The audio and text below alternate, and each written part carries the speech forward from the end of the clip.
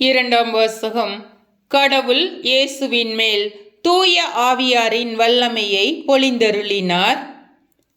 திருத்தூதர் பணிகள் நூலிலிருந்து வாசகம். அதிகாரம் 10, இறைவசனங்கள் 34 முதல் 38.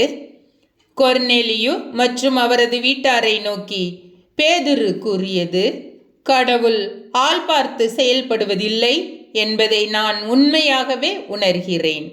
எல்லா இனத்தவரிலும் அவருக்கு அஞ்சி நடந்து நேர்மையாக செயல்படுபவரே அவருக்கு ஏற்புடையவர். அவர் இஸ்ரேல் மக்களுக்கு தமது வார்த்தையை விடுத்து அமைதி உண்டு என்னும் நற்செய்தியை அனைவருக்கும் ஆண்டவராகிய இயேசு கிறிஸ்து வாயிலாக அறிவித்தார். திருமுழுக்கு குறித்து யோவான் பறைசாற்றிய பின்பு கலிலேயா முதல் யூதேயா முழுவதிலும் நடந்தது உங்களுக்கு தெரியும்.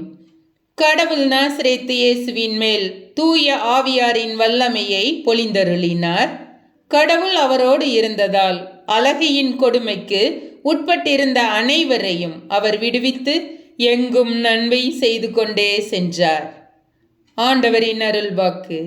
இறைவா, உமக்கு நன்றி.